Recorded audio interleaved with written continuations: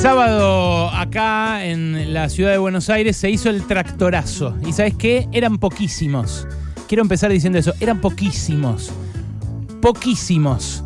Menos que en el recital de Kiss, dijo Ernesto Tenenbaum esta mañana acá. Y en el recital de Kiss había que garpar. Yo agregaría que muchísimos menos que el 24 de marzo, por ejemplo.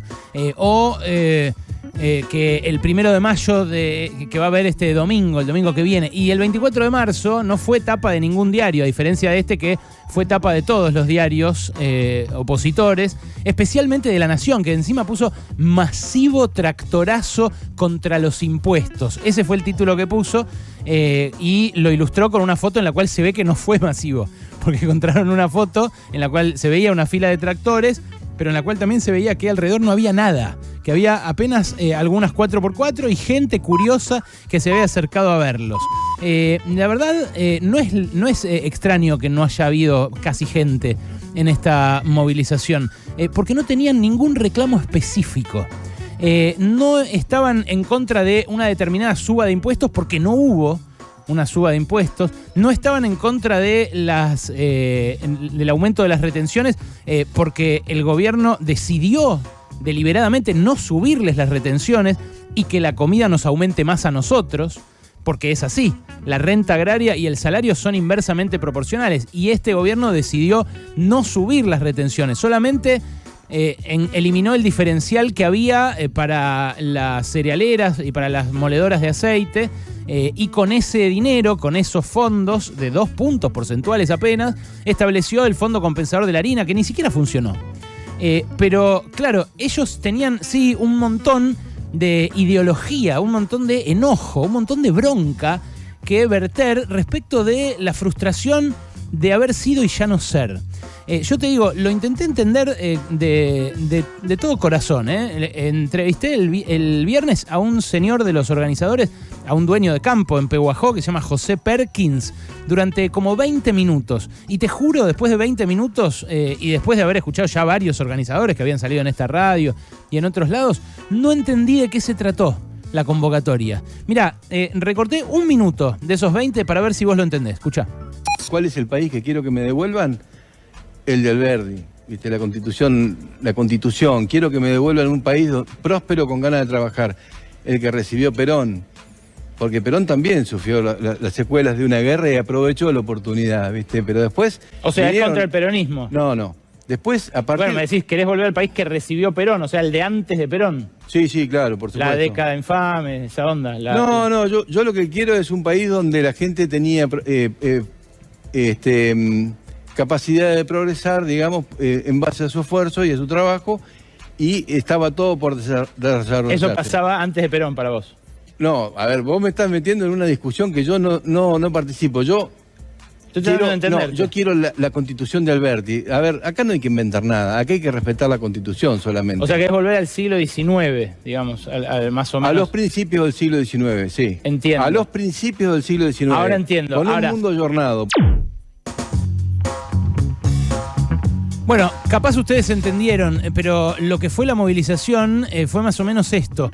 Una seguidilla de repiqueteo de trolls con eslogans de este tipo: no aguantamos más, acá no hay yeguas, eslogans cargadísimos de odio todo el tiempo, que agitaron eso, un reclamo absolutamente politizado. Pero además, y quiero decirlo ahora que ya fue la movilización, mintieron sin parar. La verdad, estuvieron toda la semana agitando que hay 165 impuestos en base a un informe trucho, del cual yo les hablé acá, un informe del IARAF que mezcla peras con manzanas, tasas con contribuciones, impuestos con todo tipo de otros tributos, y que para lo único que les sirve es para exigir que no les cobren un impuesto que además nadie les va a cobrar, porque Martín Guzmán, la verdad, habló de la renta inesperada, pero lo habló hace ya 15 días y en ningún momento momento sacó ningún proyecto y ya dijo que va recién en algunas semanas a llamar a discutir a las cámaras a ver si les cobra alguna especie de sobrealícuota de ganancias a las empresas que hayan ganado en exceso por la guerra. O sea que a los productores no les van a cobrar. Entonces, mintieron, esconden, por ejemplo, que la Argentina no está entre los primeros países, entre los países que más impuestos cobran a sus sociedades. Hay muchos otros países, la mayoría de los desarrollados, la mayoría de los países a los que quisiéramos parecernos, que cobran más impuestos en relación al PBI que Argentina. Obvio, uno puede discutir si en esos países ese impuesto va y vuelve, ¿no? Porque acá el problema es lo deficitaria que es la provisión de servicios como la salud, la educación, la seguridad, sobre todo en los estratos medios y bajos, porque los estratos altos se la pagan solitos. Ahora, la verdad es que Argentina está número 43 en el mundo, entre los países con mayor presión tributaria. Esto según el propio Fondo Monetario, según la Heritage Foundation, que es una fundación de centro derecha, que es enemiga de los impuestos, que suele hacer propaganda en contra de todo tipo de tributos. Bueno, la misma Heritage Foundation admite que Argentina está debajo del puesto 40 en presión impositiva. Tiene algo así como un 25% de recaudación de impuestos en todos los niveles sobre el PBI, y eso es menos que Brasil, es menos que Uruguay, es menos que Cuba, obviamente, donde el Estado tiene mucho peso, pero como les dije, es menos que en la mayoría de los países desarrollados. Hoy lo publicó Ale Rebocio, el gran columnista de economía que tiene Rey 7K acá, en el diario AR. El top 10 de países que más cobran impuestos, se los digo, es Francia, donde la recaudación tributaria llega al 46% del PBI, después Dinamarca, Bélgica, Suecia, Finlandia, Italia, Austria, Cuba, recién ahí Cuba, mirá, Grecia y Holanda. Esos son los 10 países que más impuestos cobran a sus poblaciones en el planeta. Argentina no está. Pero además de la mentira con la cual machacaron en todos los medios durante todo este tiempo, lo que quedó al desnudo el sábado fue la violencia con la que se manifiestan estos sectores. Las bolsas negras con horcas colgadas de la reja de Plaza de Mayo, de la reja de la Casa Rosada, es algo inadmisible en democracia. Porque ponele que pongan una bolsa negra con la cara de Cristina, diciendo la queremos ahorcar por chorra. Tiene Cristina causas abiertas por corrupción. Ahora, ¿por qué hay una bolsa negra con la cara de Estela de Carlotto? ¿Por qué pusieron una bolsa negra como queriendo colgar a la referenta y creadora de Abuelas de Plaza de Mayo, que en el mundo le quieren dar un premio Nobel por lo que hizo por la paz en Argentina después de la dictadura? ¿Por qué había una bolsa negra con la cara de Pitrola? ¿Por qué había una bolsa negra con la cara de Grabois, de Guado de Pedro? A Nico del Caño, ¿por qué lo quieren ahorcar? ¿Por chorro, como a Cristina? Bueno, quizás sea porque todas esas figuras son las que se interponen en el sueño de esta parte de la población de volver al país del siglo XIX, que es lo que me dijo Perkins en ese audio que vos acabas de escuchar. Quiero volver al siglo XIX. Un momento en el que no había sindicatos, no había salario mínimo, no había asignación por hijo, pero tampoco había aguinaldo, tampoco había escuelas públicas, tampoco había hospitales públicos.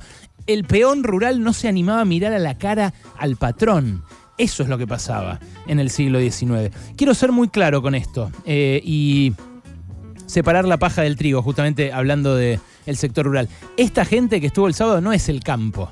En el campo hay bocha de gente innovadora, piola, emprendedora, educada, informada, gente que quiere a este país, gente que se queda a vivir en lugares inhóspitos, en lugares que le faltan un montón de comodidades y que crean, que innovan, que producen. Pero este sector, el que estuvo el sábado en las calles de Buenos Aires, es el que suele hablar en nombre del campo, en nombre de todo el campo. Y es el que expresa a los verdaderos dueños de la tierra. Por eso está Macri ahí. Por eso Macri les mandó el tuit de felicitación que les mandó. El gobierno de Macri incorporó a Luis Miguel Echeverre como el ministro de Agricultura. Agarró y dijo, tráigame al presidente de la sociedad rural que lo hago ministro de Agricultura. El comunicado de Campo Más Ciudad, que es la agrupación que convocó al tractorazo, dice que van a recuperar ese país que les robaron, por las buenas o por las malas. Acá lo destacó Noé el viernes. Y la verdad que eso es una amenaza. ¿Qué cree que te diga? Yo le pregunté a Perkins, ¿qué quiere decir por las malas? Si no es por las buenas que volvemos a ese país del siglo XIX, ¿qué vas a hacer vos? ¿Qué nos vas a hacer a los que no queremos eso? Bueno, la verdad es que aunque le duela a Macri, a Fernán Zaguier, el dueño de La Nación, a José del Río, el que edita La Nación, a Jorge Lanata, a todo ese periodismo militante tan bien rentado, que vive en palacios, que gana millones de pesos por mes, la sociedad les dio la espalda el sábado. La sociedad les dio la espalda. Lo dijo Fernando Rosso, justamente. El famoso campo, o sea, los dueños de la tierra que hablan en nombre del campo, que no son el campo, perdieron esa mística y esa ascendencia que habían conquistado alguna vez, allá por 2008, sobre algunos sectores de las ciudades. Ahora sabemos lo que son. Ahora lo escuchamos a Perkins y nos damos cuenta de qué es lo que quiere y a qué intereses representa y qué intereses defiende. La crisis de este gobierno, esta crisis, esta malaria que estamos viendo, también mostró el verdadero rostro de esta dirigencia, de esa gente que el sábado colgó esas bolsas y que amenazó a, por ejemplo, mi compañero el turco Mohamed, que está ahí como movilero de C5N, y que vino un grandote a decirle que se las tome porque era de C5N. Esa gente perdió el favor que habían tenido en algún momento cuando toda la sociedad se solidarizó con lo que creían un atropello contra un sector productivo y tradicional y representativo. Bueno, esta vez no hay ningún atropello. Esta vez salieron a la calle solamente a volcar ese odio. Horacio Rodríguez Larreta se debe querer matar. Porque nunca había ido a los banderazos locoides que agitaba Patricia Bullrich, y esta vez decidió ir porque está siguiendo la agenda de Milei, porque se está extremando hacia allá para captar este voto locoide. Bueno, se debe querer matar porque fueron 2.000 tipos y porque se vio que ahí había odio, que no hay nada de esa moderación que el propio Larreta vendió tan bien adentro de su espacio y afuera a un montón de gente que lo ve como un posible presidente. ¿Ustedes se imaginan a un posible presidente en un lugar a donde se cuelgue con bolsas negras a los eventuales contendientes de ese presidente democrático? Bueno, yo no. Y también fue María Eugenia Vidal, que tampoco iba habitualmente a estas demostraciones de Far West pampeano. Sería bueno que expliquen ahora, que expliquen Vidal, Larreta, cómo se sintieron, por qué fueron y por qué estuvieron codo a codo con Patricia Bullrich ahí en este lugar que, repito, para mí fue abominable por el mensaje, por la violencia, por la virulencia y por la mentira, además, porque se estaban manifestando públicamente y estaban mintiendo. Lo cierto es que más allá de la mentira, más allá de la virulencia, más allá de todo lo que puede haber pasado, eran poquísimos. La sociedad les dio la espalda. Los rancios esta vez quedaron desnudos.